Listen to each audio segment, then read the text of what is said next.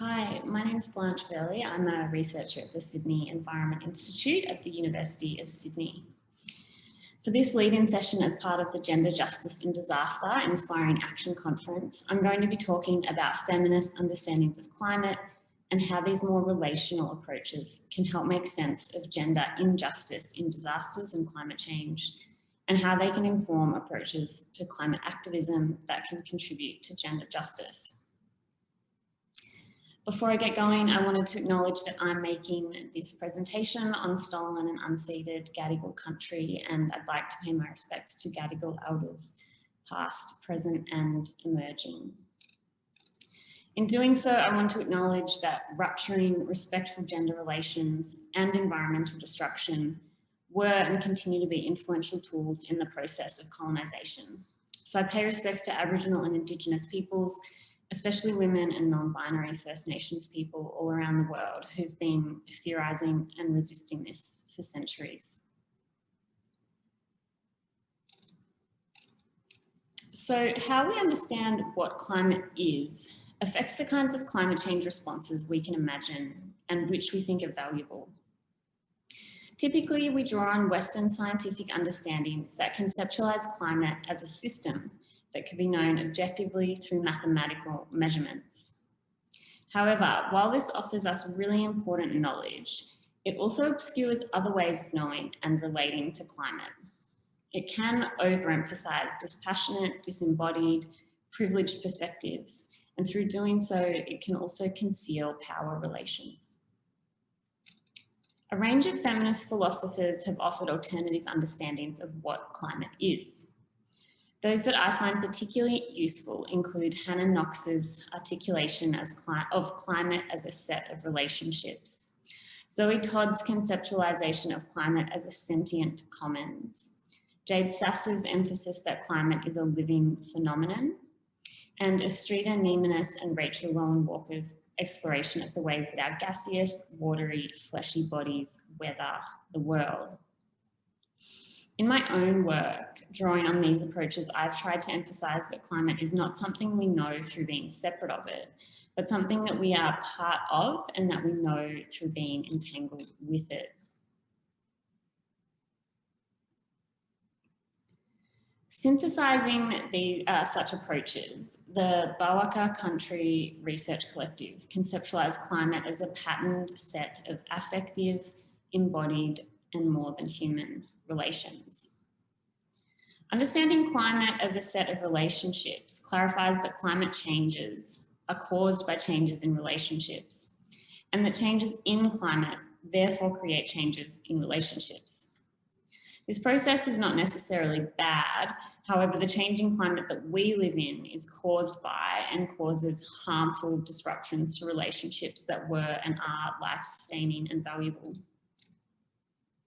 So thinking this way of climate as a set of relationships also emphasises that the kinds of climate action that we need to regenerate livable climates are those that cultivate and regenerate and, where possible, restore life-giving relationships.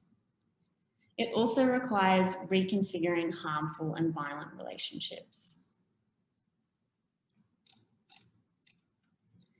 Gender is not the only dimension of the relationships that constitute and are reshaped by climate change, but it is a significant one. Gender roles can change the climate. As one example, petromasculinity, as described by Cara Daggett, is a particularly literal form of toxic masculinity that is enacted through overt consumption of fossil fuels, such as driving high emissions vehicles as a means of asserting social status. Gender binaries drive other forms of hyperconsumption as well, with whole sectors of economies organised around selling a particular vision of femininity or masculinity. Similarly, gender roles can be consolidated or remade as the climate changes.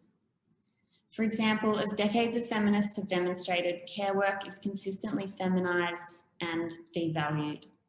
This is particularly true of the work of caring for the non-human world, including the climate, and also that of caring for those distressed about climate change.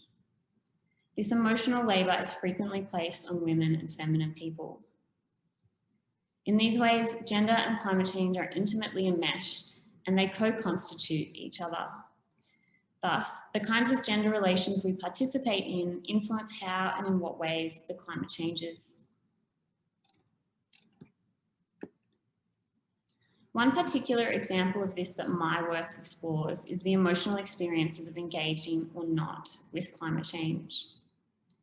These affective relationships are also deeply gendered. For example, we know that climate deniers are predominantly white men and those with vested interests in the fossil economy. Many of our elected political leaders in Australia exemplify this. Someone needs to be thinking about climate change, and it should be them. Their refusal to worry about climate change outsources this emotional labour to those who are made most vulnerable to climate change, such as young people, Indigenous people, Pacific Islanders, and so on.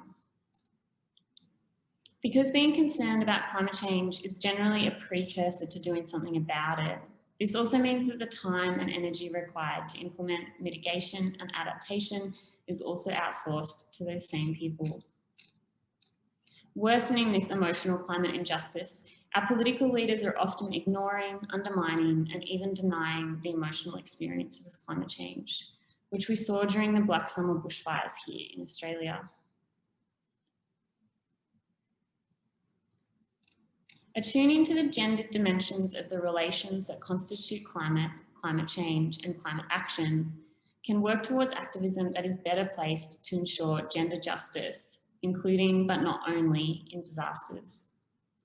Our climate activism needs to be relationally attuned and to work through enacting life-giving, reciprocal, just relationships with other people and the wider world.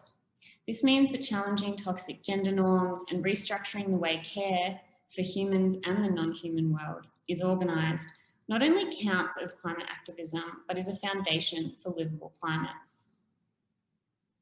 I'm going to leave it there. I hope that that was useful, and thank you so much for listening.